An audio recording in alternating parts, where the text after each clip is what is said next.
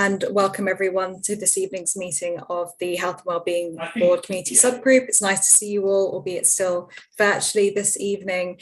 So just kicking off with the agenda in terms of apologies for absence, I have 2 apologies for absence from Mark and from Abby, and also 1 apologies for lateness from Mohan. Was there any other apologies that I might be missing? Nope. That looks cover it off. And then the second is declarations of pecuniary interest. So I'll just have a look at the screen if there is anyone who wants to declare an interest. And I can't see anyone on that. So just moving on to minutes of the previous meeting, can we agree that the minutes of our last meeting on the 25th of May are an accurate reflection? Perfect. So in terms of the bulk of the agenda for today, the first section, as usual, we'll have an update on COVID. So the first section, sort of situational assessment report that Dagmar will run through, and also an update on the implications of the end of restrictions, and also moving on to step 4 of the roadmap. And then we'll also have an update on the vaccination programme as well. And then we'll move into the second phase after that, which will be, if you remember back to our last meeting, we had an update from Bain Voice and also from Merton Mencap on the impact of the pandemic. And we'll be hearing this evening from Age UK Merton and also the Alzheimer's Society on the work that they've been doing on the impact of the pandemic. So I'll first hand over to Dagmar, who will provide an initial update on COVID since we last met. Thank you, Dagmar. Great, thanks, and good evening, everybody. I think I get some help with some slides. Barry, you're kindly helping me.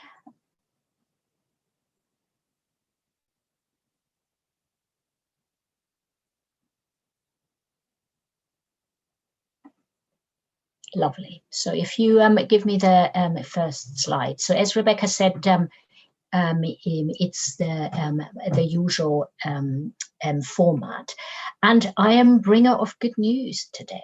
So I still hesitantly say it, but the summary that I shared with you only from last week is now out of date. You see that we were really sky high, nearly 400 per 100,000 per week. These are quite scary numbers, but I can report that since then, on all consecutive days, the count has been falling. So we are having now much less than 100 cases per day. Now, this is a picture that is mirrored across the country. You will have seen it in the news. It's a picture mirrored across London, and people are genuinely puzzled. So I would say let's be cautious, because obviously opening up has only happened since the 19th. But several consecutive days, not just going down a little bit, but dramatically dropping, gives me somehow some more optimism. And just a few of the potential explanations, but as I said, the great and the good above my pay grade are puzzling on this. One is schools have been obviously closing, but it's not that long ago, but we had lots of outbreaks in schools. And that was also what we've seen in Scotland. Scotland is ahead of us, and their schools had been breaking up much earlier. Second is the weather improved and people were outside more than inside. And then the staggeringly high infection rates that we have seen have left immunity behind. So it might be that we really have peaked. But as I said, there is caution in the system. Some people said, has the testing gone down? But we are checking this out. And though the testing has dropped a bit, not to explain why we see less infections. So all in all, I have a slight mini smile on my face. What you will also understand is that there is a lag always. The infections are the earliest indicator, and then hospital admissions, for example, lagging behind. So hospitals are still seeing more admissions, much more commensurate with very high rates, but that is the natural history. So if you move me on, because these slides are a little bit out of date, I will move us on. This is the London picture, but when it was bad. And this slide obviously shows you Southwest London, and we were really quite dramatically high, in particular Wandsworth. And the latest I have, unfortunately, it didn't make it in your pack, really shows a lovely turning for all the colourful curves. If you move me on. This one is the hospital impact. As you can see, hospitals are busy, numbers have been nudging up, severity has been increasing, but nothing compared to the previous waves, and the NHS was holding up, but being busy with a lot of other things as well. So if you move us on. This is the important slide that we always, as the subgroup in particular, keep an eye on. Who is affected, not only how many, and you can see particularly the east west in the left upper corner. If anything, the west has been starting to race, but all in all, the lines seem to cross over frequently. On the right upper quadrant, you can see it is very clearly, or has been driven by young people, and so these are in some of this particular secondary school age kids. 16 to 29 is a particular group, but also young adults, and that obviously chimes with the unvaccinated or not fully vaccinated groups. If you move us on. This is interesting around testing. We're obviously monitoring our LFD testing, and important when we are now looking how real or otherwise is the drop in infections, that people say, oh, maybe because the schools stopped doing their LFTs and we just not find it. This is an argument that we have to take seriously. But if you see that previously, out of the 800 positive tests we had in that week, it was 70% from PCR and only 30% from LFTs. So even a drop-off of LFTs wouldn't account for the drop-off that we see. But we keep a close eye. And obviously, as I said, schools will not be testing, or not testing as much. We still promote for summer activities to test. If you move us on. These were the outbreaks, and again, these are only major outbreaks, and you can see it was really schools and nurseries taking the absolute brunt. We had quite a lot of activity and work with workplaces, but the outbreaks there have been small, but scattered around lots of different workplaces. And if they're only small, they don't make it on that spreadsheet. If you move us on. This is an important one because obviously the worst, in a way, impact is death as the brutal end point. And you can see that over the last weeks, with 1 week exception, our total deaths have actually been below the similar weeks in 2019. So as we've seen, we had really high infection rates in the third wave, but it has not been reflected in deaths. And that is, to all intents and purposes, due to the vaccination and the protection you get against severe disease. If you move us on. A little bit about vaccination. I won't say a lot because we've got Kate here from the NHS to give us the latest update around the sprint. But I just wanted to share in the SAR, we are now always putting a bit of an overview how we are doing with our equity ambitions, in particular amongst uptake in our ethnic minorities. And if you move us on. Last slide, I think these shows you for the different cohorts how many people are vaccinated and how many people are still unvaccinated. And you see, despite all the efforts in the younger age groups, the lowest, 11 and 12, we still have really large numbers of unvaccinated people, despite very best efforts. I think that's the end of the quick situational review. Shall we, Chair, see whether there are any questions before we move to the implications? Yes, thanks, Dagmar. Are there any questions to Dagmar on that section? Rob. Have a nice evening. Thanks, Chair. Thanks, Dagmar. Just in terms of the surge in infections for the 16 to 29 age group, is it true to say that the impact of an infection for them has been kind of as it was in the earlier waves, as in not as severe, few hospitalizations, etc., etc.? Yeah, so what the observation is that the younger, and it's obviously a generalization, but it still holds, the younger, the less severe the disease. So we are still obviously promoting the vaccinations for the over 80s, because with every year you add, you can get it more seriously, whereas in the younger age groups, in the kids, the seriousness is very, very low. And that obviously has resulted in the vaccination policy in the UK. Yeah, so it's slightly different to other countries. And again, Kate will come to the details.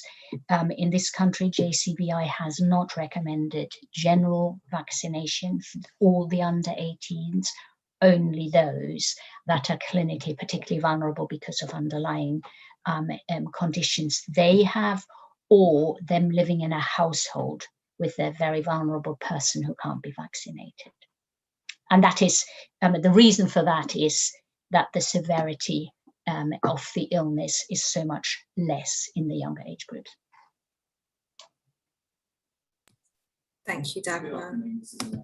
Were there any other questions to Dagmar on that section? Oh, Una.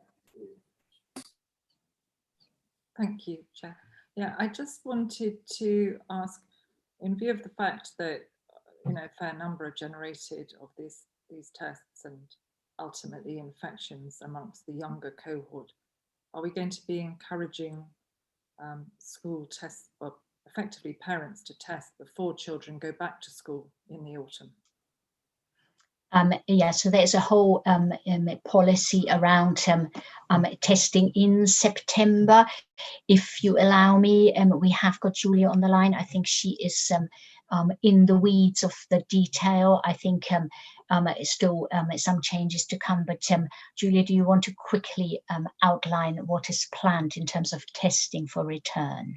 Yes, sure. Hi. So the plan for testing is that all secondary schools will undertake two on-site, well, they'll basically step up their on-site testing arrangements, and every child will have to have two tests at the start of term. So schools have been told they can either start 3 days before the opening of term, or have a staggered start in the beginning of term. But the aim is that rather than just relying on people to have done it at home, they're stepping up their testing sites and doing it in school, so they can ensure that all students have had that test. And all staff are being asked to test at home. Once they've done two on-site tests, they'll then return to be encouraged to do twice weekly testing until the end of September, at which point it's under review, and we'll get further guidance on whether that continues or whether there's a change. And would you know about parents? Because I think Una was particularly also asking, are we still requesting for the parents to test before the school return? And I was a bit hazy on that one, so I passed it on to you. Yeah, I need to double check. As far as I know, I think families are we're encouraging households to test until the end of September. Thank you. That's helpful. So it's not just year 7, because some residents were asking whether it was going to be just year 7, but it's the whole school, right through to 6th form. Yes. Thank you. Just looking to see if there are any other questions. If I could just ask one quickly, Dagmar. I think I'm right in saying that by the end of August, the free lateral flow test that you can order online will come to an end.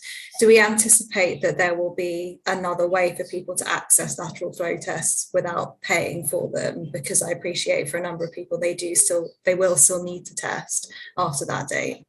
I will. Sorry, very good question, and lots of different discussions behind the scenes. I haven't seen a confirmation that the free testing will stop in August. I have seen discussions, and precisely your point is being really considered. If we want to continue to use testing as an equitable tool, we have to make the access to the tests easy. If we're moving towards having to pay for tests, it's a different ilk. I don't know, Barry, you are our testing lead. Would you have any further precise information? I haven't seen any. Thanks, Dagmar. Yeah, we're waiting for more details from DHSC, but the current arrangements, the current agreement that we have for community testing is the agreement until the end of September. So we've asked DHSC a couple of times on this, and they're awaiting the policy guidance back in probably mid-September time. But at this stage, we're very much encouraging all of our residents, frontline workers, to take part in regular testing throughout that summer holiday. Great, thank you, Barry. So if there are no more questions, perhaps if we move on, Dagmar, just to the update on the implication of the end of restrictions. Great. Thanks, Barry.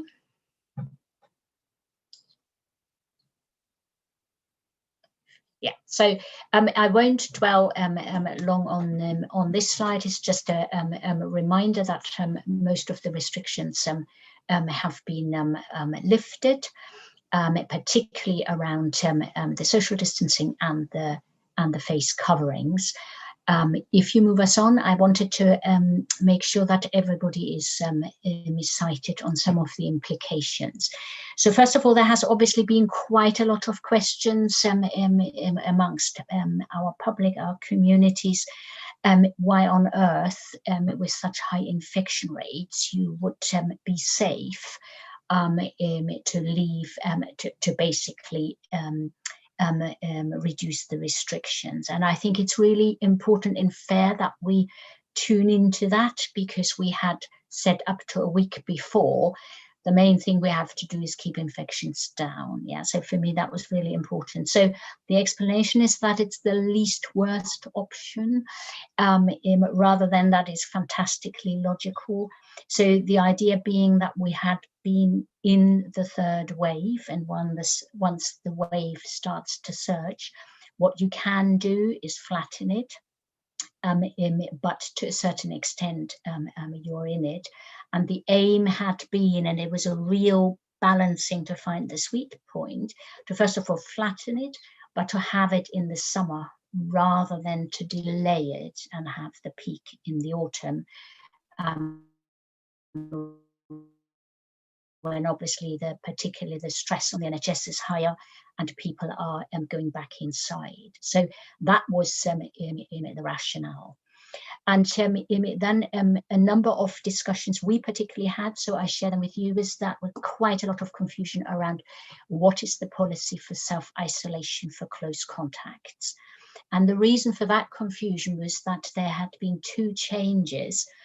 There was the change in the school policy, that bubbles were no longer required, which made then people ask, well, if schools don't need to do bubbles anymore, does that mean self-isolation and contact tracing is over? And so the important message is no, at the moment, self-isolation and contact tracing is still happening, but we are working towards a really significant date, the 16th of August, when the self-isolation policy for close contacts, very important, only for close contacts, will change.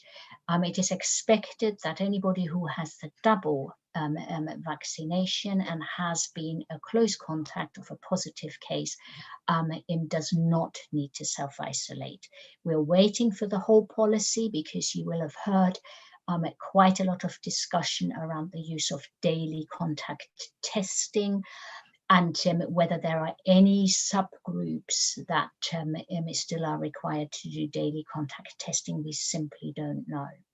And in the meantime, you will obviously be aware from the news that because countrywide infection rates had been so high, that logically there were lots of close contacts now in isolation, and those close contacts were threatening in some sectors business continuity. So then the issue arose that there needed to be judgments made whether the risk of spreading of infection was worse than the risk of business continuity stress. And so for some sectors, particularly affected, they had the possibility of exemptions now. And we've worked particularly with our health care and social care sector, and we've got a process in place to do a robust risk assessment before we exempt close contacts from self-isolation, because obviously health and care workers are in very much caring for potentially vulnerable group. You will have heard that there has been also a potential for exemptions in the food industry, for the waste industry. And for those, which is very confusing, some of the exemptions allow that people do not need to be double vaccinated. But if they're not double vaccinated, they need to do daily testing. Yeah, so you can see it is ripe with confusion. And so what we have tried to do for working, for example, first of all with our own staff and very clearly with health staff, to be absolutely clear, exemptions for health and care staff are only for double vaccinated. The risk is too high. And then we're supporting our community and our business to understand what guidance applies to their particular sector and how to interpret and make sense. So it is fair to say that at the moment it is pretty confusing. It is also changing as new sectors are thrown in on a daily basis. But this is only until the 16th of August when we will expect a more general change that anybody who is double vaccinated and is a close contact does not need to self-isolate.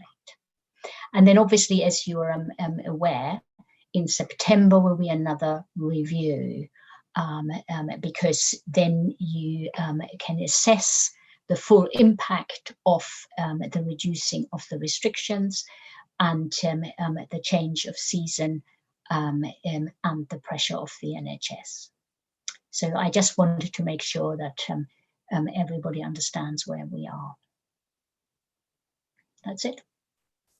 Thank you, Dagmar. Does anyone have any questions for Dagmar just on that section? Una? I just wanted to quickly ask on the testing, particularly for people that are exempt and so forth. Is that PCR tests? I mean, are they got to do them properly? So it's a good question, and I've glossed over that a bit because everybody who is identified to be a close contact, double vaccinated or not, is requested to do a PCR test. Now that PCR test is, the purpose of that is test to find, because any close contact has a higher risk to potentially carry COVID asymptomatically. So it doesn't release you, it just looks for asymptomatic positives. So everybody is asked to do that. Now, if you want to be released out of your self-isolation because you've been in close contact, but you work in a sector under business continuity stress, then in some sectors, you need to do daily contact testing for 7 days, and that is done with a lateral flow test. And for some industries, that is supervised. For other industries, it is allowed to be done at home. So as I said, it's a bit of a higgledy-piggledy field at the moment. So it's important, if it applies to any of your staff or constituents, to actually really sort of dig down and see for that sector what is the current guidance. Thank you, Dagmar. I suppose just on that point, because it is so confusing, where should we be directing people to look, really? I know you said that on the 16th of August things will change, but just in the interim, should we be advising them to go to a particular website or to the council's website? Yeah, so we've tried, and I think the comms team has been heroic to make it as clear as possible. So the council side website is fine, and it then guides you to specific other sites depending on which sector it's affected. Yeah. Great. Thank you. Okay, and then I think that brings us on to finally an update on vaccination. I think we've got Kate and Vasa who's going to give us an update on vaccination, including the vaccination sprint. And then I think Phil's going to give us a couple of words on care homes as well. So I'll just hand over to Kate in the first instance. Thank you, Chair. For those that don't know me, I'm Kate Simons. I'm the Deputy Director for Primary Care for Merton and Wandsworth. So what I will do is give you a bit of a background into where we've got to since the last couple of weeks and probably a last update, and then I'll talk a bit about next steps and what next. So I think you're all aware what we have in Merton is we have our mass vaccination sites. We have the one in Wimbledon, AFC, and we have the Centre Court one, which is also complemented by our local primary care-led sites, which is at the Wilson predominantly and at the Nelson every now and then. And that's substituted with probably what I would suggest is a really, really robust community outreach programme, which has been very, very successful. Having worked across Wandsworth as well, and the numbers of events that we've done in terms of pop-ups and targeting the local community across Merton is really, really substantial. So we've continuously run a really large number of community outreach events in a number of faith settings, community settings, churches, local sports clubs, and even the civic suite as well. So I think it's just to say that everything we have done has been really complementary in terms of a number of different ways that our local community and residents can access a vaccination. As Dagmar said, we've been called what's termed a sprint. So obviously the 19th of July was our kind of key deadline, and we have been doing a real kind of targeted push to get as many people vaccinated over the last couple of weeks and up until the 19th. So as I said, we've done a huge amount around the community pop-ups, and what we have been doing is using our local data to influence where we locate those. So based on where we know areas of poorer uptake rate, or where we know that some of our areas may have a more hesitant community or groups. That has been over the last couple of weeks also supplemented by what we've called door knocking, so door-to-door approach as well, and that approach has been put in across South West London to really help support the final push and increase the numbers of people being vaccinated. So what we have done in, I think we did it over a 1 to 2 week period across Merton, was we targeted specific areas linked to our community outreach, and we had a team of people essentially knock on doors around about anywhere between 1,000 to 1,500 per day, targeting, as I said, areas of poorer uptake. And that those groups of people were trained in kind of doing some kind of brief interventions with people to try and discuss what might be their barriers and try and support them to get access to a local vaccination site or a local vaccination clinic. And as I said, that should have been complementary with our community outreach programs, so often in areas where there would be a local vaccination clinic on the day. So that's one of the things we've been doing.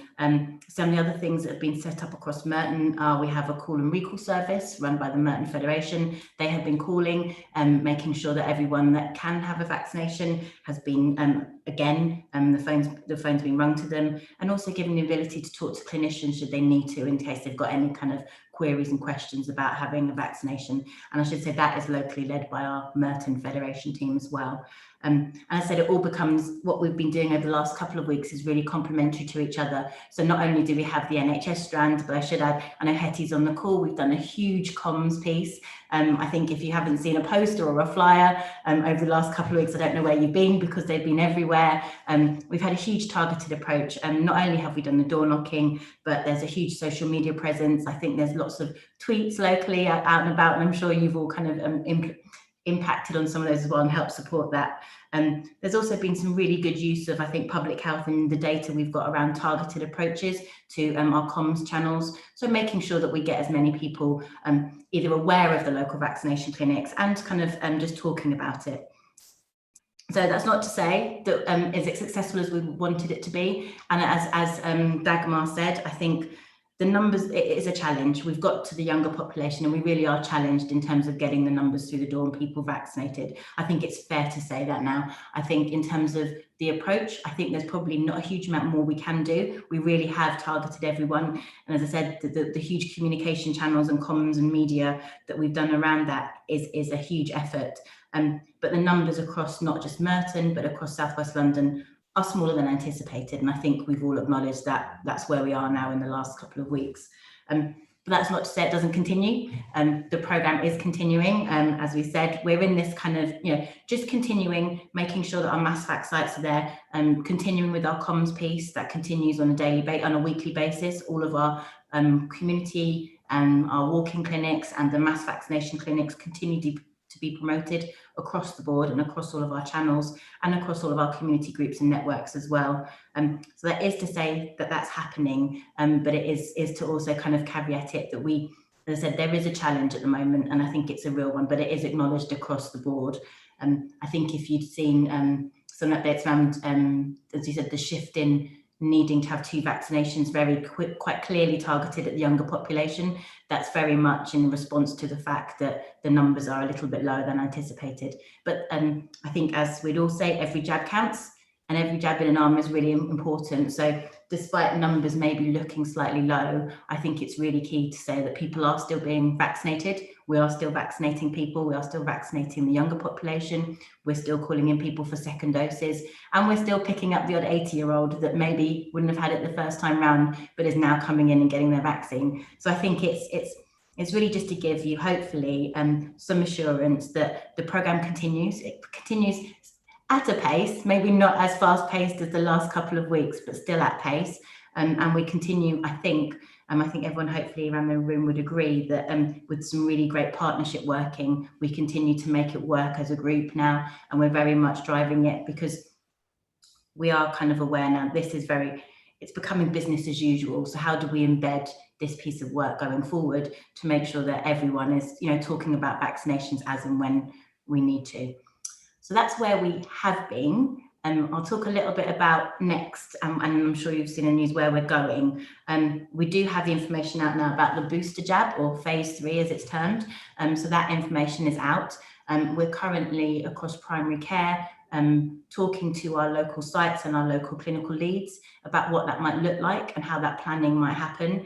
The deadline for what we call opting in is tomorrow. So it looks like there shouldn't be a problem in Merton in terms of rolling out phase 3. And it's very clear that there's a definite want to continue to support phase 3 in the booster programme. So we are working towards that. Phase 3 as a timeline will start from, I think it's the 6th of September, and it will run up until around the end of January. And I would caveat that end date, just because I think if we talked about the vaccination program at any point, it was always going to end at some point, and you've probably seen it extend over the last couple of months into everything. And I think it's more about making sure we have the right time to vaccinate people. So we are working locally with what that looks like, as I said, and we will have more information about what sites and where, and how that might be rolled out probably in a week's time, once we see our submissions from all our local clinical leads about how they want to roll it out. So that's the phase 3. I think you probably also, everyone will be aware that we're talking about the younger population and what that might look like. So we are aware that obviously under 18s can be vaccinated, and the JCVI guidance has shifted on that.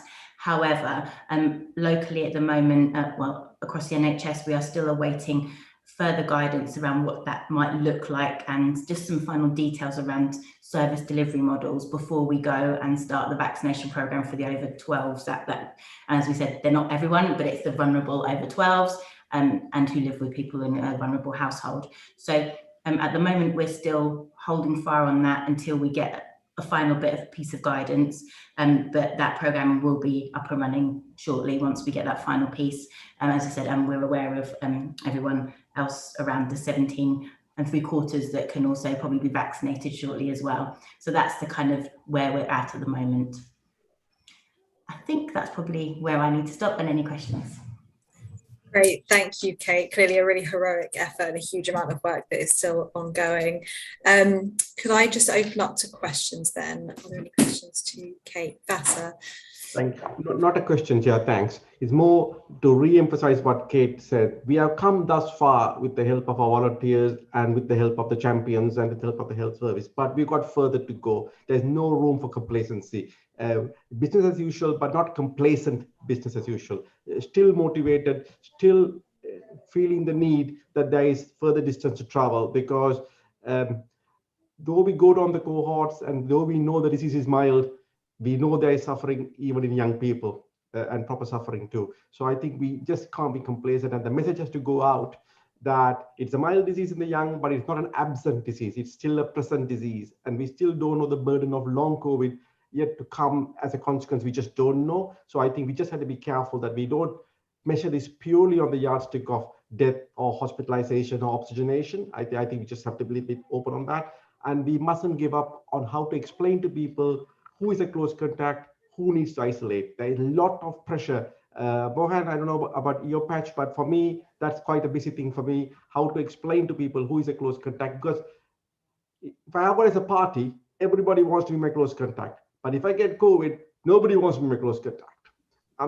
That is the dilemma, for understandable reasons, for financial reasons and for social reasons. And so we really need to explain to people the importance of sticking to the definition regardless of your context. And sometimes for financial reasons, easier for me to say and for others to follow. I think we really need to make it easy for people and understand why some people sometimes misunderstand the definition of isolation or close contact. Over to you, Mohan. Thanks, Vassar, and apologies for arriving late. Summer holidays are always great when they come around, aren't they?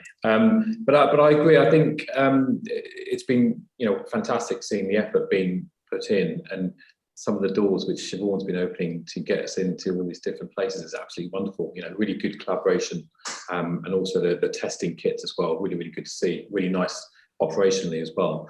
And certainly we'll get the results we need. I want to ask a question about the door knocking, really, because obviously I think we're opening up new engagement opportunities, and I'm just curious as to what some of the feedback was in terms of what people's responses were, and whether they, is there anything on that in terms of how it went? Answer that if that's useful.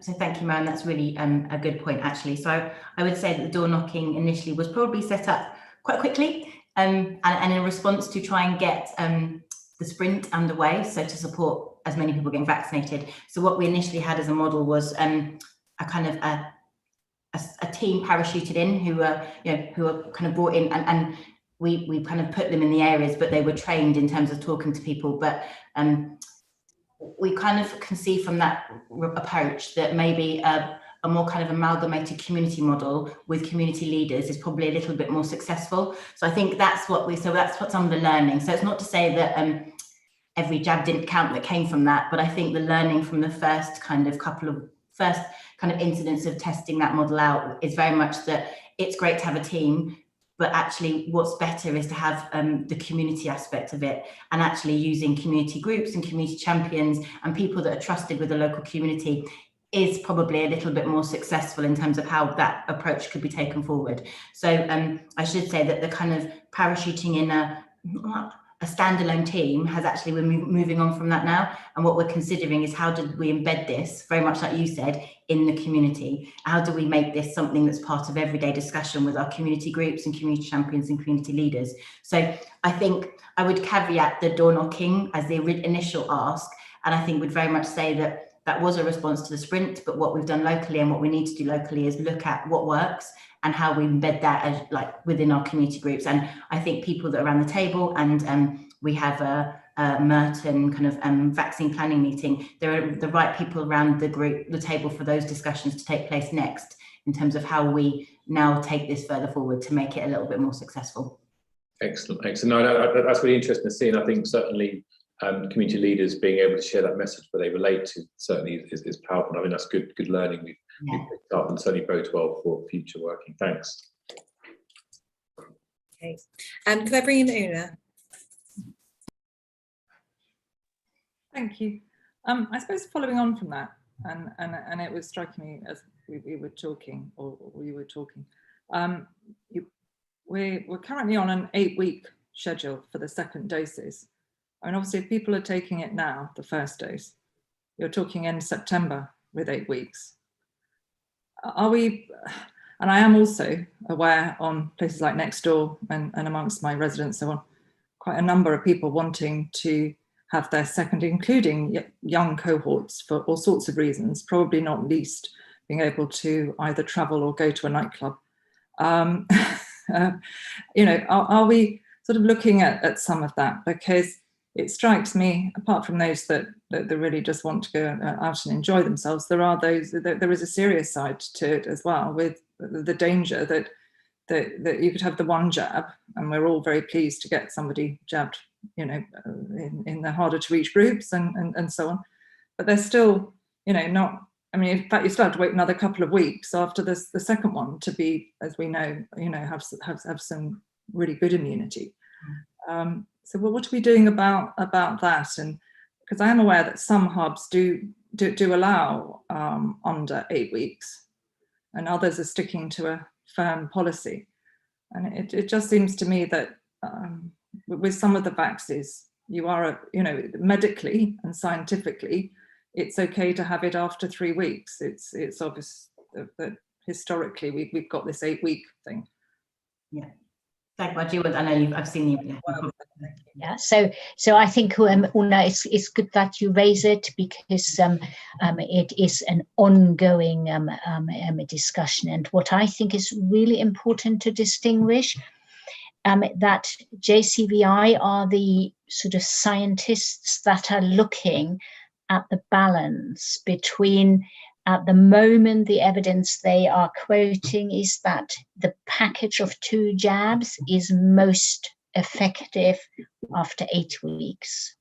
And they've modeled in that you lose a few people taking the second jab because they get frustrated, those who wanted it earlier.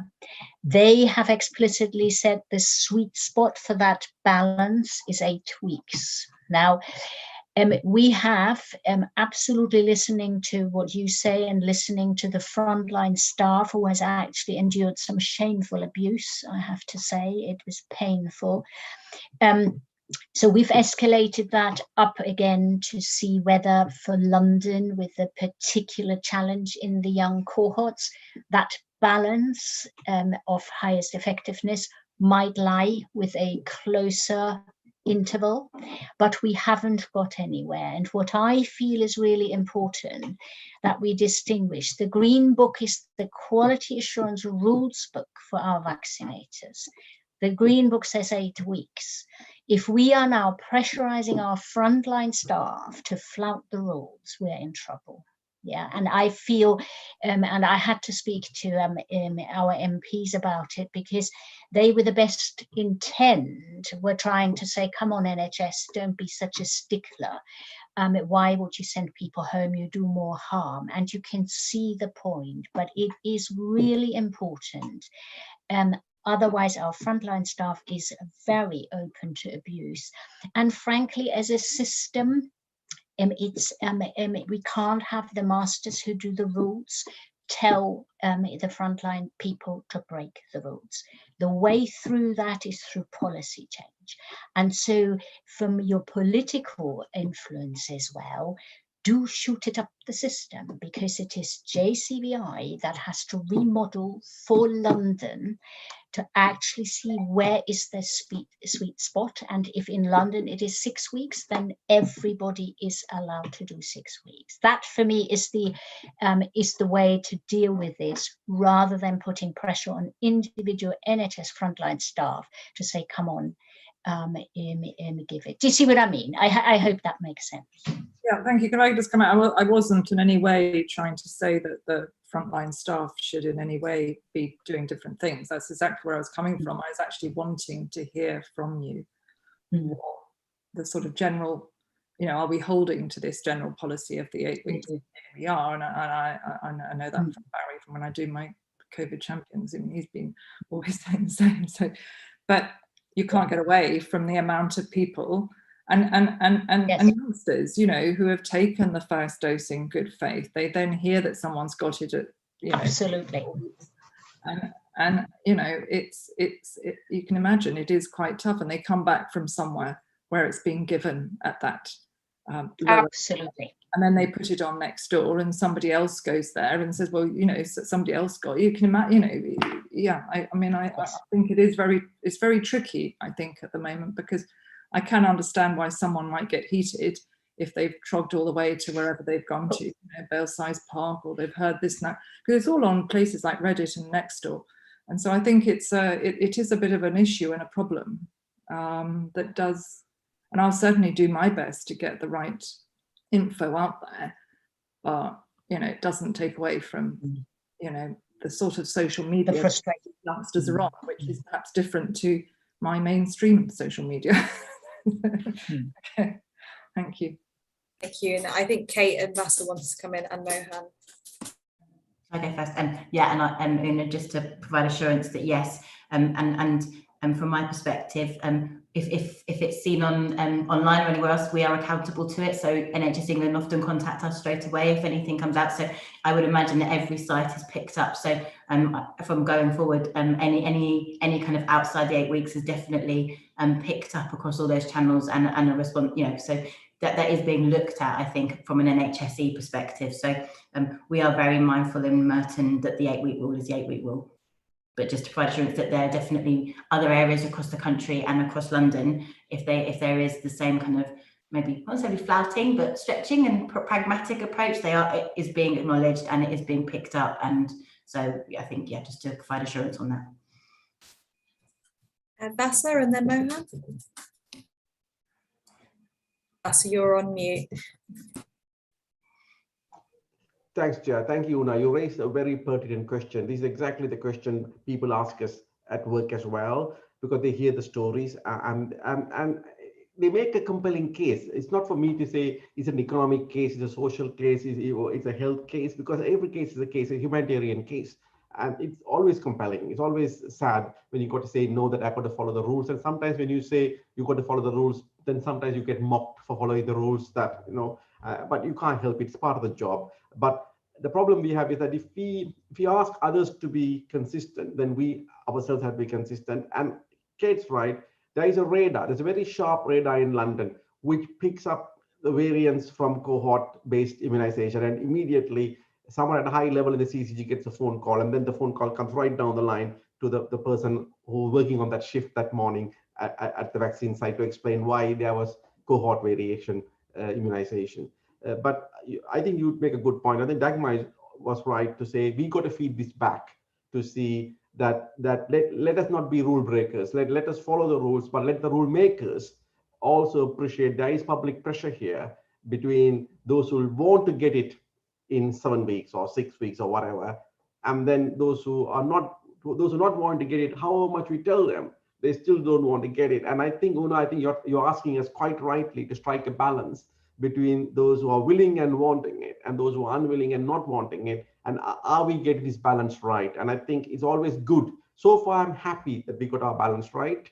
But I think you're right now to ask us to think again, is the balance right? And that's the message we sent up for people much more brighter than we can be, to make up their minds and change the policy if they can. But on the ground, we have to be supportive of following the rules, because it'll be mayhem otherwise. It'll be disastrously difficult. Because remember that when we come with the booster, we are once again going to have a clamor from some people saying, I want my booster tomorrow, or not yesterday. And then again, we've got to follow the cohort-based approach to boosters as well, because I'm afraid this is going to be a part of our life forevermore now, really. So we have to set the standard now. COVID immunizations will take place this way, just as we did lay the standards for flu immunization every year. There we also did cohort-based, and people generally understood and accepted our cohort-based approach. We just have to establish this concept now for COVID. Thank you, Basa. Mohan? Yeah, I just want to add, really, it's a trade-off, isn't it, of lots of pop-ups, picking up lots of individual patients who need the vaccine, but also you're getting a lot of patients who are shopping around, trying their luck, as it were, in these different places. And I was actually witness to one clinic in East Merton, where a couple of sort of quite aggressive individuals really wanted the vaccine. They'd heard they got it from other places, and I think that's all testament to the fact that we're in holiday season now, and a lot of people want their second vaccine prior to going away for various reasons. So I think, as everyone has said, we need to acknowledge that and make sure that we stick by what we've got, so we make a consistent message. But you know, they've been doing great work. I think there's good measures in place now to protect our staff. So yeah, thanks. Great, thank you, Mohan. And just before we move on to the last section, I just wanted to bring Phil in quickly, just to give a brief update on vaccines in care homes. Yeah, by all means. So members may be aware that as part of the vaccine sprint, care homes specifically were part of the sprint to achieve the SAGE recommended targets for vaccination. So that being 90% of residents, 80% of staff. Pleased to report that for Merton, overall, we achieved both of those targets. So currently the resident stands at 94.8% first dose and 93.4% second dose. And similarly, staff 87.4% and 73.6% respectively. We do, breaking it down into the individual homes, so we've got 7 now outstanding that where either, or 7 in relation to the staff not meeting the SAGE target, and only 3 in relation to the residents. And in every case except one, we're talking about individual figures of people that would knock that tally over the target. So there is individual one-to-one contact coordinated between ourselves, CCG colleagues, primary care, and Dr. Paul Riley has been brilliant in facilitating one-to-one conversations with those homes where it's still outstanding. In terms of the homes, it's kind of a temporary issue. People, again, may also be aware that care homes was the first place where it'd be mandated as a term and condition of deployment to have vaccination. And those regulations have now been signed by the Department of Health and Social Care. So the clock is ticking on the 16-week grace period, and that will come into effect on the 11th of November this year. So we continue to work with the homes, not only to promote the vaccine for those people that are still to take it up, but also to work through any go forward challenges around resilience and potential for provider failure if the numbers of staff unvaccinated were to mean that they leave employment. That doesn't seem to be the situation in Merton, as I say. It's relating to single figures in most cases of homes that we just need to get those people over the line. Then just to touch on the other 2 areas that are reported centrally around the workforce, domiciliary care is currently at 63%. We know domiciliary care, that's comparative to South West London at 67%. So there's a little way to go with domiciliary care. There's a local incentive scheme in place that's focused more about the practicalities of supporting. The challenge is not access to it, but it's the practicalities around a very mobile workforce and transient workforce that's working in and out of the borough, and any support that can be given to increase the take up there. And then the final cohort is what's termed as the non-regulated cohort, and this is a much more difficult. There's no central repository where everybody accesses, for example, capacity tracker and puts in their numbers. But this entails all of the local authority staff. It includes our voluntary and community sector, things like homelessness and hostel services, as well as our special schools. Basically, anybody who, at the point that the workforce cohort were invited for vaccine, we had the discretion to say you fit the bill of the frontline health and social care workforce. So we're intending to do a follow-up stock take on that, because in the interim we now have to report on both first and second doses, where previously it was just about who was offered the vaccine and how many had taken up. So we need to reframe the ask of all of those providers to return their data, so that we can put a comprehensive report back into Capacity Tracker that says this is the uptake across the non-regulated service strands. Thank you, Phil. Were there any questions to Phil on that update? No. Okay, so we'll now move on to our second part of the agenda, which is on engagement and insight work. And just before I do, I just want to say thank you to Kate for coming to present to us this evening as well. So I think largely today we've been talking about the immediate impact of COVID, but also what we want to do is look towards post-COVID and look at the impact that COVID has had on some of our communities and how we ensure that we're building towards recovery. And we have Rob here from Age UK who's going to tell us about the work that he's been doing around the impact of COVID on older people, and also Joe has come tonight as well, talking about the impact that COVID has had on people living with dementia in Merton. I'm just going to hand over to Barry quickly to do some introductions before we move on to the presentations, if that's okay. As the board will know, ongoing community engagement has been a key part of our approach to COVID response throughout the pandemic. And that's really been that driver for us to have our wonderful network of community champions and young adult community champions. And that approach has been really critical, and it's helped us throughout the pandemic to increase the reach and effectiveness of our communications. It's also been an intervention in its own right, so really building up individual and community resilience and increasing uptake of community testing and vaccinations. But it's really important that we also feed the insight and the engagement that our residents are telling us into the wider recovery planning and those strategic objectives of the borough and the NHS. So building on the last meeting where we heard from Bayham Voice and Merton Mencap, today we're going to focus on older people. So as Councillor Lanning said, we've got two presentations, one from Rob from Age UK and then a second from Joe from the Alzheimer's Society. So what we will do, I think we'll go through both presentations straight after each other, and then we can hand back to Councillor Lanning to chair that Q&A and that ongoing discussion. So let me try to find Rob's slides and I'll hand over to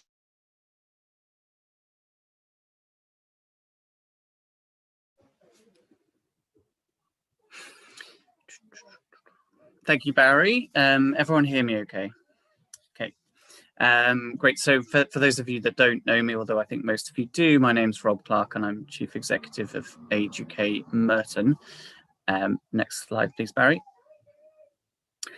So this is a refresh of some of the data and lived experience evidence that we brought to the Health and Wellbeing Board in November. So at that stage, we were kind of in the sort of initial throes of trying to work out what was happening and what the impact had been of the pandemic in the kind of first and start of the second wave. So I'm going to start just by talking about the data in terms of us as an organisation, in terms of demand, complexity, those sorts of things. And then I'm going to talk about some of the findings from the refresh of our lived experience research that we've been conducting throughout the whole period. So the period that we're kind of looking at really here is the last financial year. So almost from the start of the pandemic all the way through to sort of the beginnings of the restrictions easing in March 21. And for us as an organisation at Age UK, and this is true of other Age UKs across London, we're not alone in this, the number of people reaching out to us for support during that period was over 50% higher than it was for the previous year. And some of that is down to the immediate involvement that we had in the community response. So all those people coming through the hub seeking support with shopping and befriending and prescription support and those sorts of things. But we've seen that increase in demand. So if we measure month by month by month, that has continued. So tells me that it's not just about that initial response that people have needed our support more. It's an ongoing thing, and I'll talk about why I think that is in a second. So we've gone from supporting on average 2,500 people in the borough to over 3,500, which is a sizable increase for an organisation of our size. And then the other thing that we kind of measure in terms of that sort of macro data throughout this period is the number of contacts, the number of instances of support that we've provided for those residents during that time. And that has indicated an 84% increase in the number of contacts. So partly that indicates that we're supporting people more regularly, which I think is a positive thing and not surprising given the situation, but also it's one of the measures that we use to highlight complexity. If you can kind of consider someone who comes to our advice services for help unpicking a housing issue or whatever, quite often some of the advice that we give is across 1 or 2 sessions, but increasingly it's more like 7 and 8 because the needs and the complexity of those cases is more, and that trend continues. Again, with the data over that period, we've seen a slight demographic shift in terms of people accessing our services. So a 2% increase in the number of people from BME communities accessing, and also an increase in the number of under 65s. And what we're finding is that more and more we're being approached or having people referred in who have complex health and social care needs, who are aged between 50 and 65, which is not our traditional client group. More so we would normally expect to support more people 75 plus. So that's been a shift for us and indicates the kind of impact on the pandemic on younger, older people. And I'm sorry for anyone who is aged 50 to 65, but to us, you're an older person, so deal with it. In terms of the kind of split across the borough as well, we've seen 65 east, 35 west, and that is typical for us as an organisation. So that hasn't changed so much. And then in most of our services, when people come to us to begin with, we will do a holistic assessment of their well-being across 5 indicators predominantly. And if we measure the kind of baseline figures for when people have come to us over that period, it's significantly lower than the prior year. So it indicates that kind of people's overall well-being during the period of the pandemic has reduced, which I don't think is a massive surprise, but it's borne out in the data. Barry, could you move me on? Okay, so just in terms of this is where we've kind of are providing a bit more of a qualitative assessment of what we've seen within the older adult population. And just a word on methodology.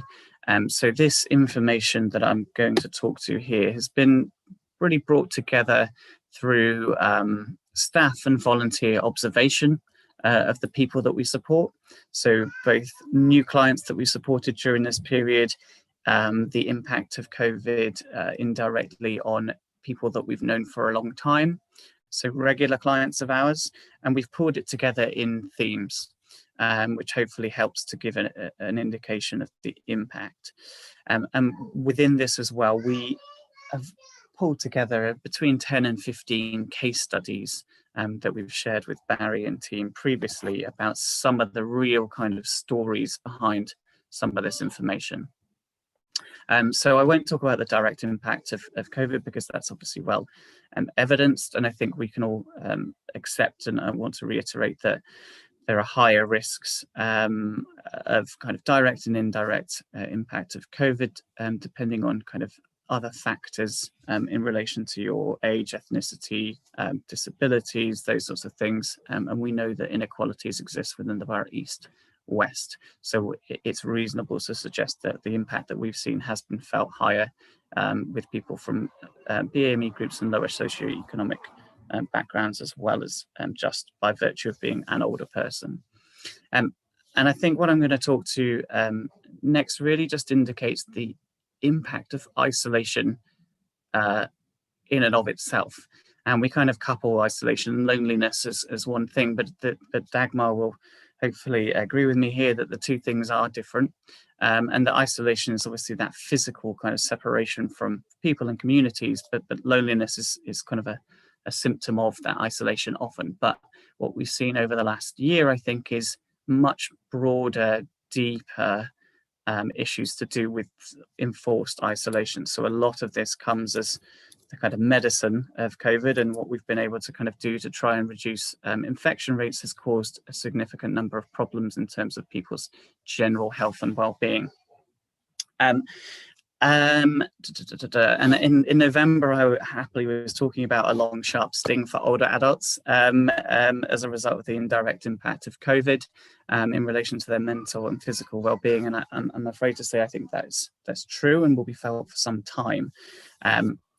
I've talked about the amplified complexity of need, and for us, a lot of the practical solutions that existed within health, social care and voluntary sectors have been kind of taken away from us. So some of the things that we could do to kind of nip issues around loneliness or issues around financial deprivation have been impaired significantly. And I think that those restrictions and those measures have kind of caused some of the things that I'm going to talk about. And then just a note on access to digital. We've seen a mixed take-up of digital offer within our client group. Some people absolutely lapping it up and loving it, and some people completely will just not touch anything digital. So some of the solutions we need to think about as we move forwards. In terms of the impact, I'm going to start with social connection and mental well-being. So the observations from our teams has highlighted increased loneliness, not a massive surprise with enforced isolation, and reduced social connection. The result of that has been, for us, a kind of a real visible decrease in confidence within the people that we support. In some cases, and I think my colleagues from the Alzheimer's Society will kind of talk more to this, but we've certainly seen it reduce cognition as well. So people who perhaps had early stage or mild dementia at the start of the pandemic, we have seen an acceleration in the kind of disease with those people, or certainly the kind of impact of the disease on them because of that lack of connection. And the kind of mental well-being impairment that we've seen, the deterioration in mental well-being, I think for a lot of older people has led to quite a lot of self-neglect. And we're certainly seeing cases now where people are coming out of the woodwork who are just a shadow of their former selves because they've been shut away for so long. We've also observed significant increase in levels of anxiety. Initially, I think primarily due to the kind of fear of the virus in and of itself. But I think now we're seeing more so the impact of people being in isolation for so long, actually being afraid of the world again. And certainly some of the feedback that we've had, and I've put it in quotes there, and this is a direct quote from someone who used to come to us weekly, a few times a week. I do not think I will ever come out of my home again. And that really does give an indication of the kind of fear that still exists, and whether that fear is real or not, because that person is double jabbed and technically has little logical reason to be so frightened. Actually, it's very much there. And I kind of want to sort of point to that in some of the worst cases that we're seeing kind of really, really severe low mood and feelings of despair and suicidal ideation in some of our clients. And I think colleagues across the system will see that. Barry, move me on, please. So the impact that we've seen in physical health as well, I think is, partly as a result of those barriers to access for key community and health services. So again, people who were regularly attending exercise classes that we run or elsewhere have been impacted by the lack of regular exercise. And also where we were able to, as an organisation, and so many other voluntary sector organisations were able to keep an eye on people in the community and support them with managing their long-term conditions. I think the loss of that has seen the decline in people managing their conditions proactively themselves. So we've seen a lot of people really neglecting established routines that they had in place and lost motivation really to keep themselves well. And I guess an impact of the lack of movement as well. We encourage people to move as much as they possibly can, is now increased frailty, the reduced confidence on their feet, and we believe higher instance of falls we're seeing, and certainly fear of falling being a significant thing that we're seeing within our client group. And I think, you know, through no fault of our colleagues across the system, the attention has gone very rightly to COVID and responding to that immediate COVID need. But I think it's meant in some cases that people have significantly delayed speaking to their GP or speaking to specialists about their long-term conditions. And as a result, I think people now, and perhaps Vasa and Mohan can confirm this, that people are coming out of the woodwork having not really access the support that they need and being in a much worse physical state than they perhaps ever really needed to be. And that's something that we are seeing. And in terms of home environment and independence, and maybe Phil can kind of talk to this as well, but we are seeing a significant increase in the number of people who are presenting with hoarding, clutter issues, and just general squalor. I suspect partly because families were going in to support them, our services and other services were going in to support with the home maintenance aspect of things. And in the absence of those, people have unfortunately been unable to maintain their homes as well as they perhaps would like. So some of the cases that we're seeing at the moment are quite frightening in terms of the conditions that people are living in. And then also a real kind of impact for us around the cases that people are presenting with, a 24% increase in the number of people approaching us with queries about housing.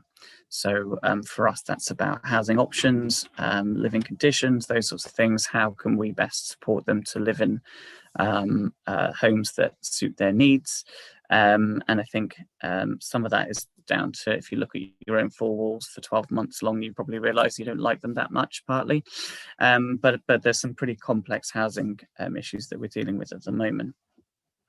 And then, Barry, I think this is finally, but I'll say finally in terms of the impact. For us, a lot of the work that we would do normally is around helping older people to maximise their income, to pay for services that they might need, to get out into the community, to access the support through things like attendance allowance. And in the period that we're talking about here, we saw, I think, close to £80,000 reduction in what we would normally expect to recover in terms of previously unclaimed benefits, because people weren't coming forward for support in that area. But now that's increasing dramatically, partly because the needs of people make them eligible for attendance allowance, but also because we're able to get back out, which I think it's a positive thing in terms of bringing money to those people and into the borough. And I won't talk too much about this, but there's been an ongoing issue around food insecurity initially, and now food poverty, more felt, I think, with families than it is with older people, but it's certainly present with older people too. Barry, move me on. And I just wanted to finally and quickly talk about some of the learnings. So what we've experienced, and I think people have talked about this throughout, and I think it's positive that it's recognised, is that the community response has demonstrated really strong and effective partnership working to coordinate, to share knowledge, to share best practice, and to support residents. And I think that's something that we would look to continue. From a kind of client perspective, what we've seen on the positive side of things is that people have found out what's available in their communities, which they perhaps never did previously. So they've explored their local parks, or they've found out that we and other organisations exist. And I think we're looking to capture that really moving forwards, and really bring those clients into the fold and make sure that they get support moving forwards. I think the work that colleagues have done around outbreak control and community engagement has been incredibly positive, and I think that's something that we can kind of move forwards with to a much greater level. And I think the uptake in older adults has been incredibly positive too, and that's testament to that work. And finally, and it is actually finally this time, the kind of comment or two around the kind of recovery or living with COVID, as I think it's probably likely to be. We have been working on a safe return to face-to-face social connection services. And I think one of the kind of asks from us is that the system is realistic about what's achievable in terms of procedures, and takes into account kind of risk versus reward. And some of the kind of comments around isolation and double vaccination and those sorts of things are kind of helpful conversations for us to start having in terms of how we deliver services moving forwards. And then also I think there's a positive opportunity for us to kind of look at new ways of working.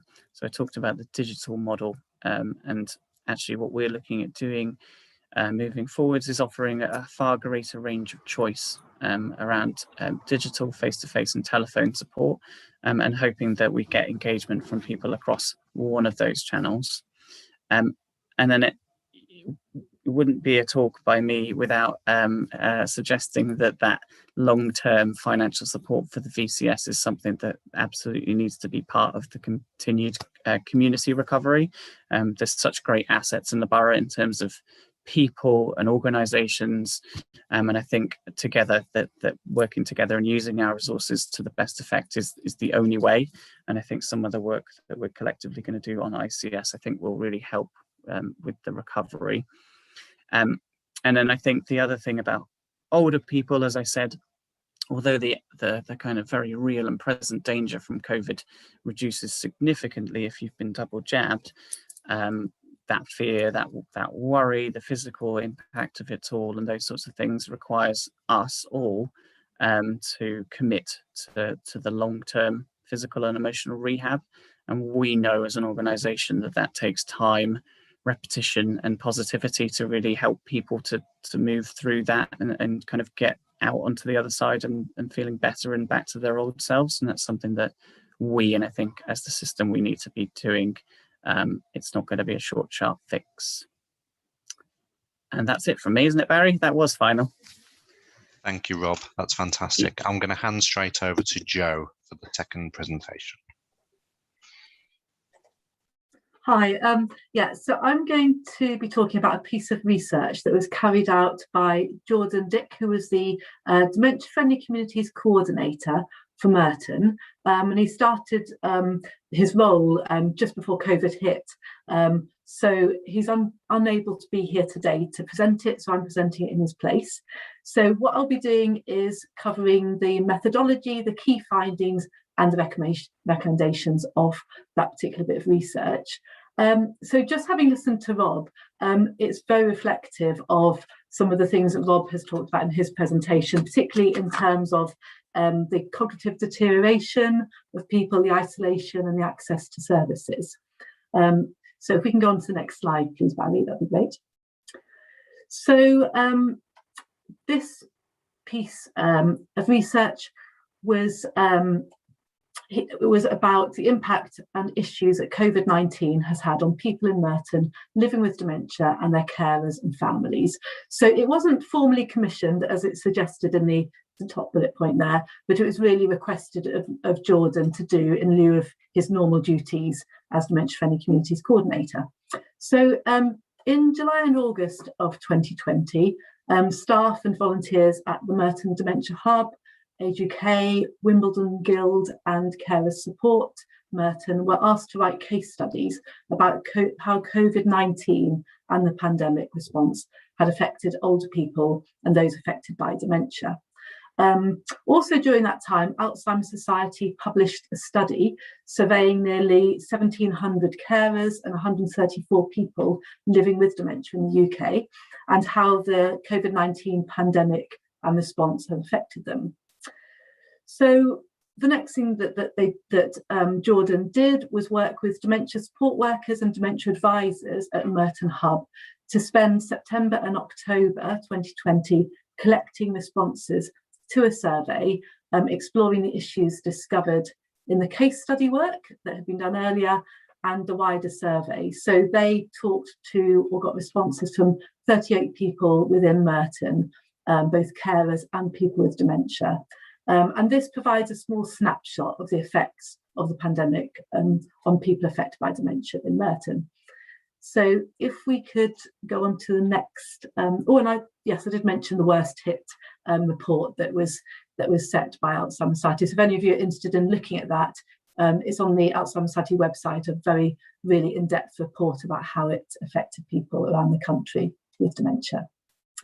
So the key findings, I've only put a few of them because obviously we've only got a few minutes, but 100% of carers and 93% of people with dementia felt more sad, lonely and anxious during lockdown.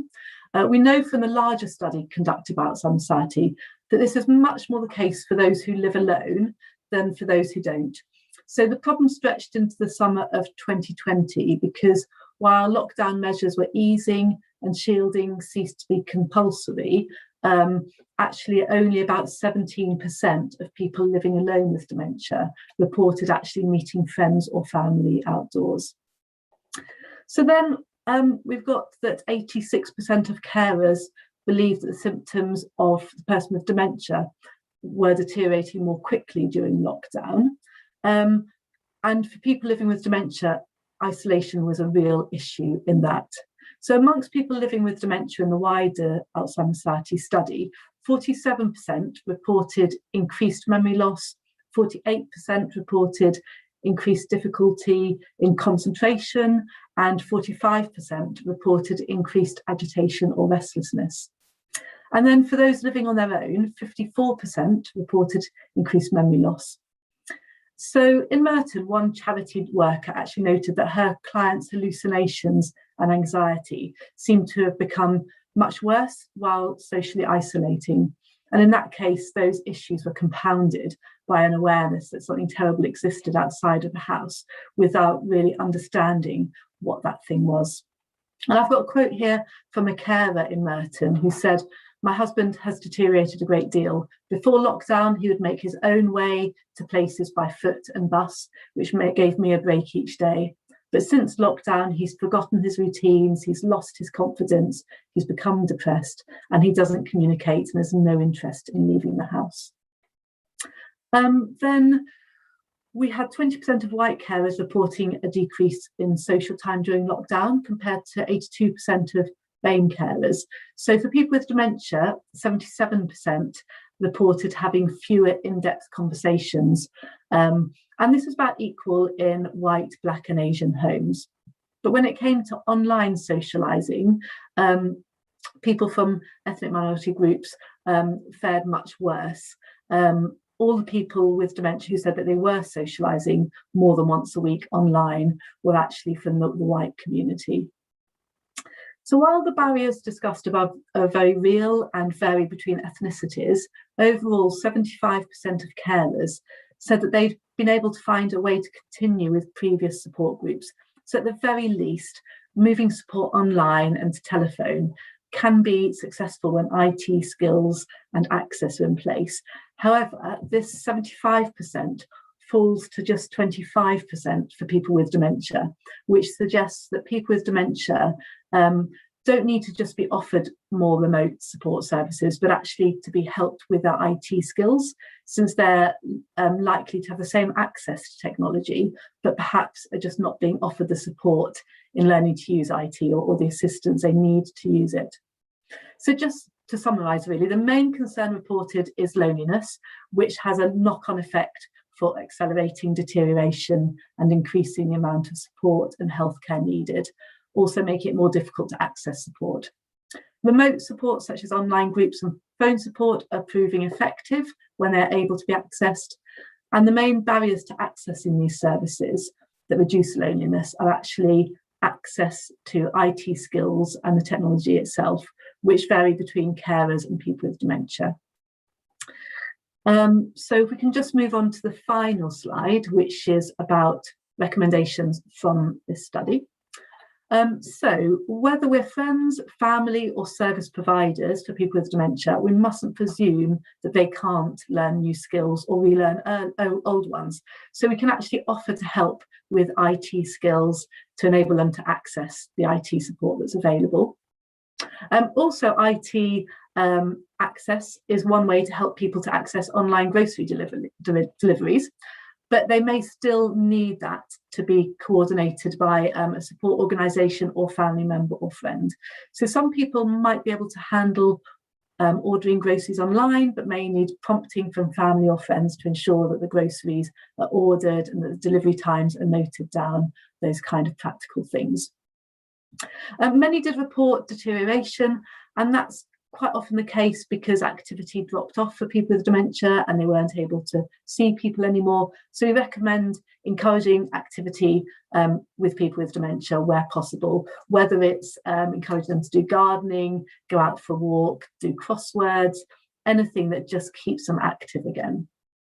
So as lockdown may cause deterioration to accelerate, then friends, family and carers and organisations should be aware of this possibility and ready to encourage people with dementia to see their GP if there are any concerns, because then they can be given advice and support for that. So pandemic-related measures that were put in place or that are put in place by local businesses or other organisations should really include consideration of people with dementia who might have difficulty remembering new restrictions and might either need reminding or some sort of exception. So one approach might be for the form of the measures themselves to be made more dementia friendly. So if there's a way to put them in place that doesn't depend upon memory. So often the most dementia friendly solutions require intentional creativity rather than the removal of independence. So it could be as simple as ensuring that there's adequate signage or other reminders.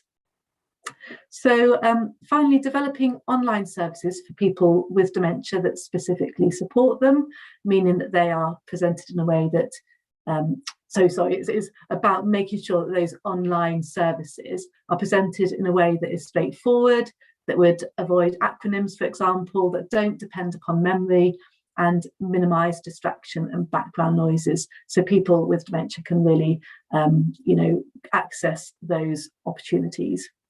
And then finally, we would recommend that whether you're an individual or an organisation, please be sure to refer people affected by dementia for appropriate support services, of which Merton has got many. So I've put a few here. We've got the COVID-19 Community Response Hub for isolated people with practical needs. Then there's Merton Library and Heritage Centre, who had developed some digital skills opportunities. And then for any dementia support, Merton Dementia Hub, Alzheimer's Society can offer one-to-one support and advice. So that's me, thank you.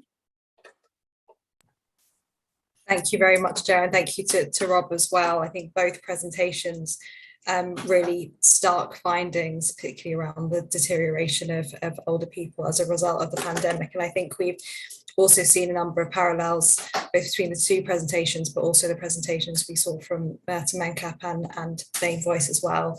I just wanted to open up quickly to comments or any thoughts from colleagues as to those two presentations. Vasa and then Julia. Thank you, Chair.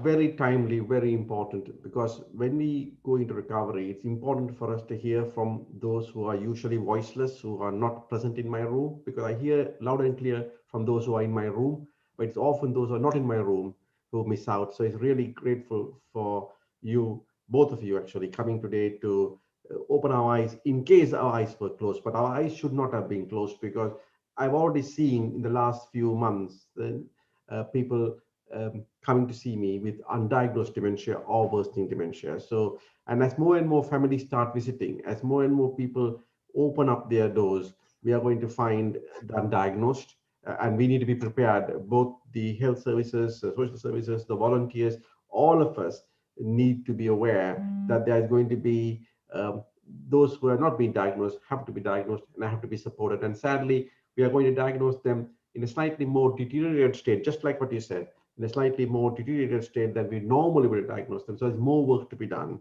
And I think we just need to increase the awareness about this. It's also very important for us to meet here today, because sometimes in the health, we might talk about outpatient waiting times or operation waiting times or A&E waiting times. We are used to counting what we always count. And sometimes we forget there are other things which you don't usually count who are also worthy of being counted. So it's really important. And this forum, Chair, is really a place where that type of counting does happen. And I think that is the reason we exist, not to count what everybody else counts, but to count which other people don't count. Thank you, Vasa. Julia and then Mohan. Thanks. I was just going to say thank you for those really powerful presentations. I mean, I spend most of my days talking with and about young people, so it was really really good to hear about the other end of the age spectrum, and it made me really think about, you know, the issues, the issues and similarities, particularly around the increase in mental health problems and anxiety. We know this is a real challenge for young people. We've seen increases in, you know, in young people trying to access mental health support and services. And I, you know, I just wondered whether there were opportunities for more intergenerational work, thinking about, you know, bringing young people and older people together, thinking about their experiences of COVID, whether it could also be around practical skills, you know, in terms of IT, you know, sharing IT skills and other skills. I just think there's a really, for me, you know, good opportunity for using COVID as a way of bringing older and younger people together. Mm. Yeah, I mean, around the country, we do have some really great intergenerational projects going on. So absolutely, you know, there are lots of opportunities. What I can do is perhaps pass on the contact details of our Dementia-Friendly Communities Coordinator, but also our local services team, and perhaps just, you know, see if there are opportunities for working together to do this. Great, thank you. Great. And then I think it's Mohan and then Kaz. Yeah, thank you for both those presentations, and agree the mental health and anxiety has massively increased as a result. I did have a question though for you guys, actually, is about how the staff were coping with this. So certainly, you know, what's their impact on their health and well-being, seeing these people or clients deteriorate, and how has it affected them sort of in a worse way, or has there been support around, or have they sort of gone on and carried on basically? I'm happy to start. I think, I guess the journey, although it's not X Factor, the journey has been a very much a kind of, for us anyway, a real can-do, positive, all hands to the pump sort of start to it, and then a kind of second wind around kind of the winter time, and then at this point extreme fatigue and some really kind of difficult problems with staff and anxiety and their own well-being and interpersonal relationships within all organizations that I know are strained, and I think it's been quite a difficult thing for them to witness. And I talked there about kind of clients that we've supported for a number of years who were going great guns and coming in weekly, who were part of our extended family. Seeing the deterioration in them and not really being able to do anything about it feels like a personal loss to a lot of our people, and that's true of volunteers as well, who've been befrienders for some of our clients for a number of years. The powerlessness that I think they felt despite doing absolutely everything they could has been a really, really difficult thing for them to bear, and I think is coming out now, probably more than ever as we kind of come out of it.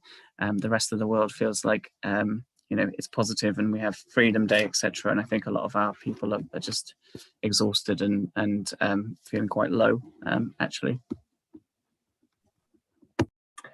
So I can't particularly comment on the local staff in Merton, because I oversee all the dementia-friendly community work in the south of England, and I don't live anywhere near Merton. But I know from talking to colleagues who are working, you know, with people with dementia in other areas that is quite reflective of what Rob said again, that at the beginning there was lots of innovation and creativity to enable them to carry on providing the support. So where we have group support, they started as much as possible doing that on Zoom.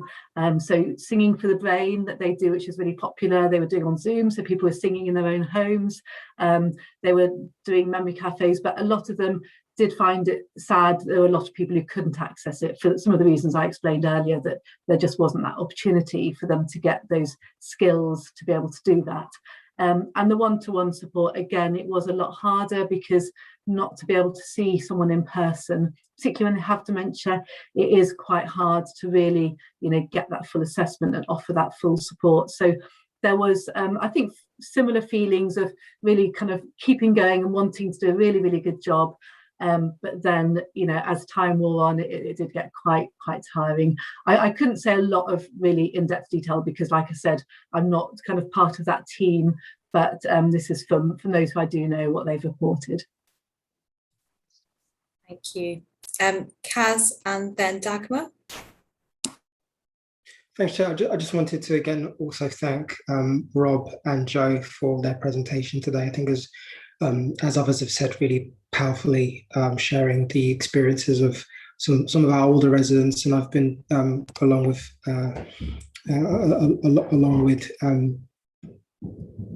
colleagues in Merton, I'm deeply involved in working with the young adult COVID community champions as well as the COVID champions. I wondered, just one of the things that struck me was just the real almost breakdown in sort of social infrastructure around a lot of the folks you're working with. That echoed, I think, the experiences of a lot of people during the pandemic. And in general, just curious as to what your thoughts are, and maybe others on this group, are going forward, the ways in which we're able to support that sense of connection, not just between sort of clients and their carers, but also, staff were affected, how organizations work together, just how in general there are greater community connections that hold us all up, but particularly those people as vulnerable folks in our communities whose stories you so eloquently shared with us today.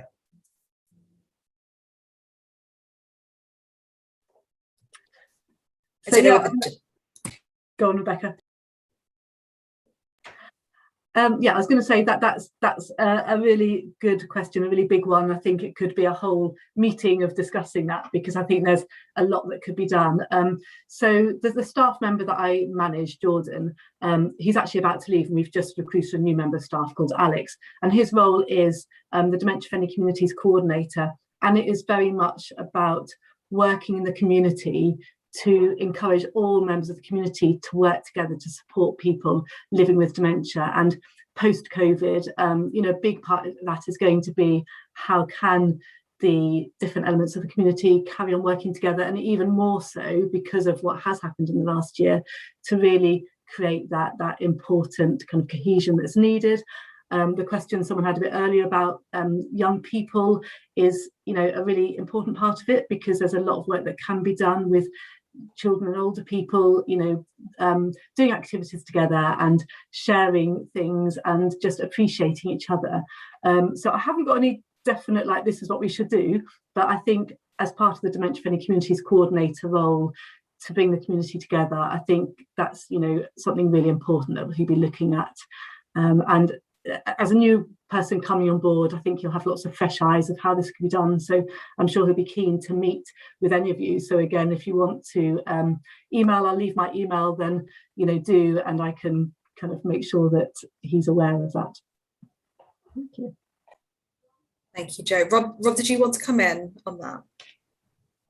It's a really good question, Kaz, and I think some of the work that you and Barry and others have done around the community engagement stuff has been really positive, and I wonder whether one of the things that you've experienced is that actually, and certainly I have is that actually repetition is really important in terms of fostering those good relationships. So I think we can all be quite guilty at times of kind of approaching different organizations, some of the smaller organizations or some of the different communities once, not really getting a response, and then going, well, we tried.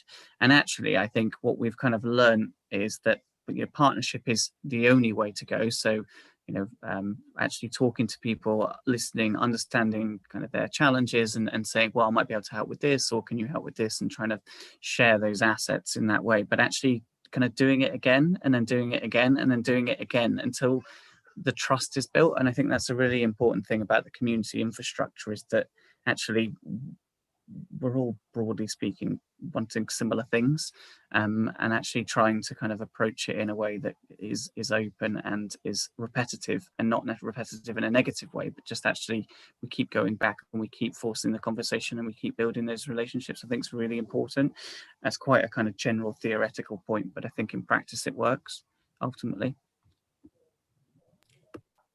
Thank you, Rob. Dagmar and then Vasa. Yeah, I want to build on that because I'm really keen. Where do we go now with those insights? And obviously, we all mustn't underestimate how much we can amplify, because we are in positions where it, in a way, can rub off. So we're creating a culture and an ethos. So that's one thing. And as I said, I think absolutely, but there is more to it. And I think as our individual organizations, and I'm now speaking particularly of LBM as well, go into their concrete recovery planning, and I obviously look at Rebecca and our political administration as well, there is something about setting some values and ethos of what type of place we want Merton to be. And I'm just thinking back, a big consultation has just been underway.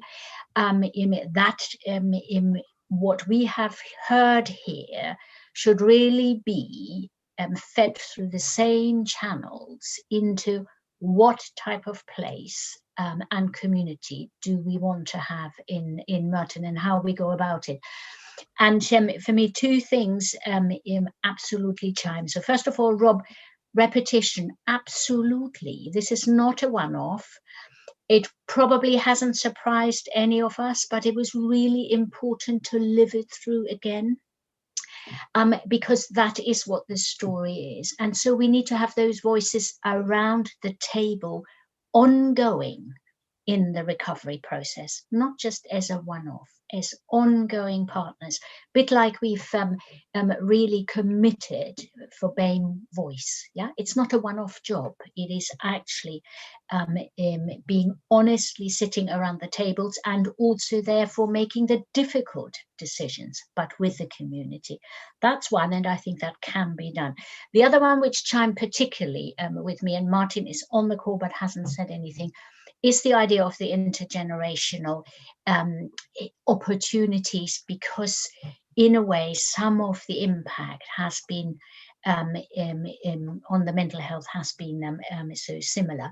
And one thing again for us is during COVID, there were times where intergenerational distance opened up, because there was the thing, the youngsters don't get it and the old people get it, and the measurements were protecting the old people, but were basically impacting the youngsters and their opportunities. We have some healing to do. This hasn't gone away. I remember that I was always talking and still believe in intergenerational living. We are regenerating.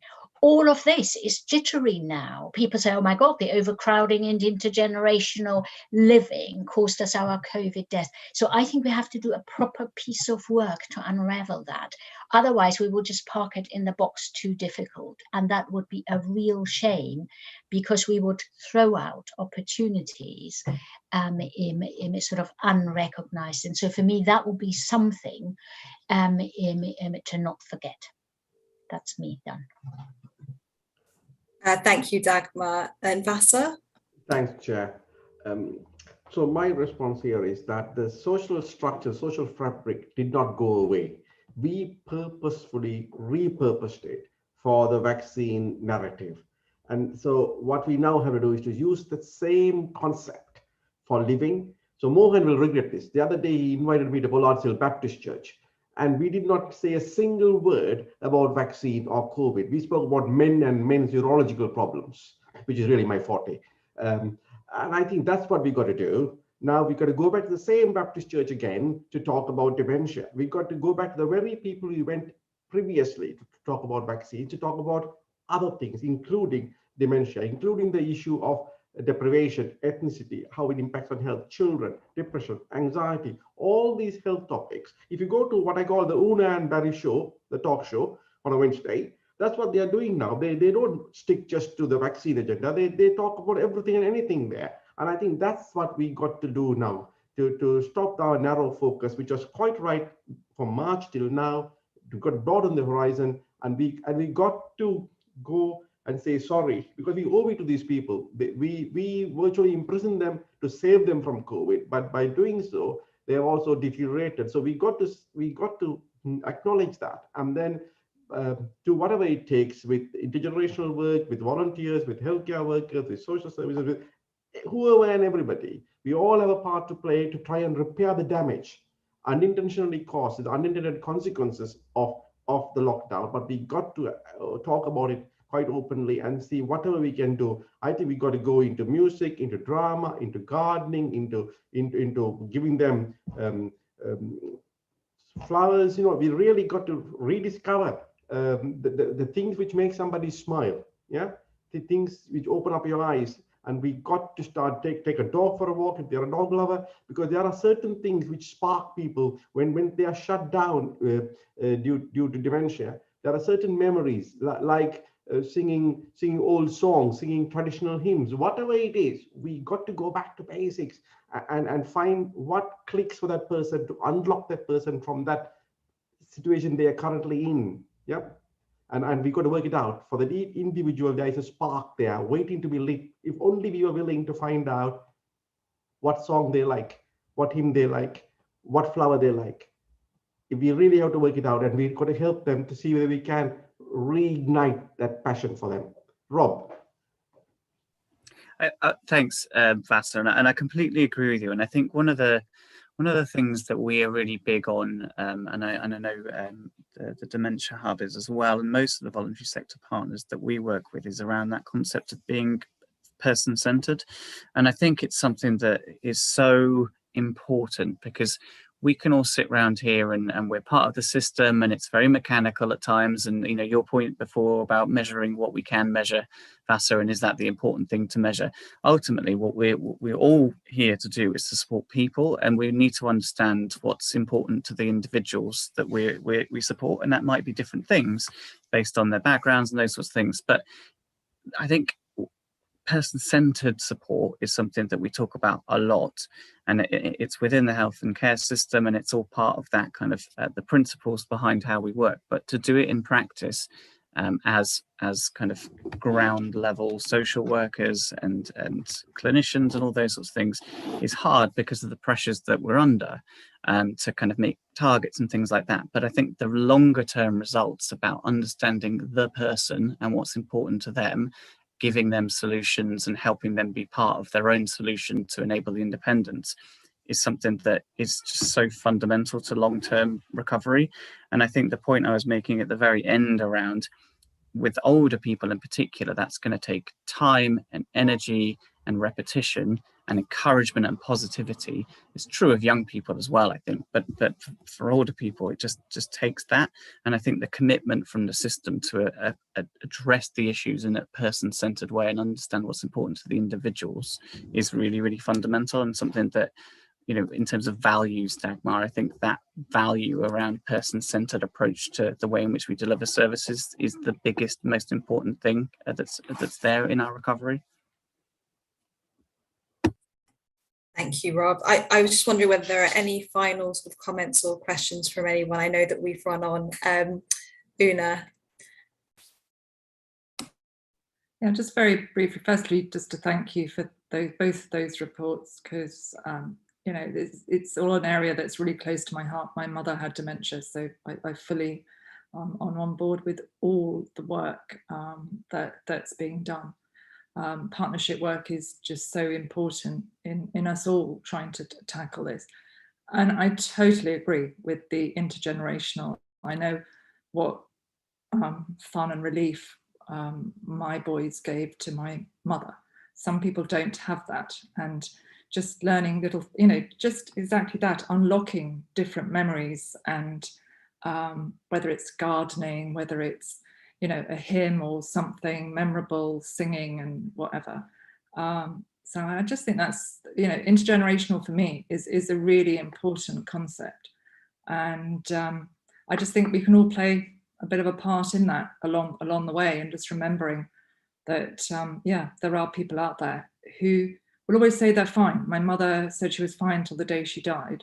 And and they don't want, some people just push all help away, and all you can do as a close member of the family is, or a carer, is support. And sometimes you can be just very helpless, but the more we can find those people that are on their own, and that's what really troubles me, are the people out there who push away the help and say, yeah, I'm fine. Well, it's quite scary in the community, I think, how many people are at the moment isolated and so on. So I just think the more we can bring in the intergenerational, encourage people to go out for those walks or talks or whatever, and finding them through helping with shopping or befriending. But yeah, I'm happy to play my part, and I'm sure everybody else will endeavour to do so as well. So thank you, really. That's all I really have to say. Thank you. Thank you, Una. Mohan. Yeah, I just want to say something quite what I'm looking forward to, really. So I echo what everyone said and agree with the person-centred approach and the community-centred approach. And one thing which has happened east of Borough, certainly with our network and local partners, we've been doing lots of conversations, lots of events. And we had a Uwoji event, which Vasa mentioned, reaching out to the community. And we've spoken to the local Baptist church, and we've spoken to local remote housing.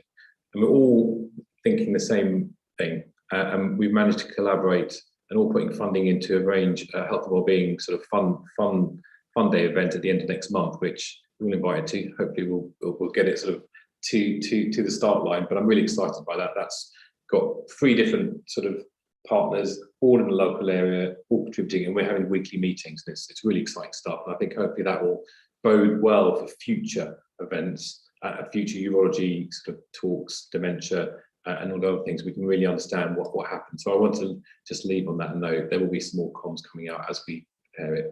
Thanks. Thank you, Mohan. I'm going to, Una, was that a new hand?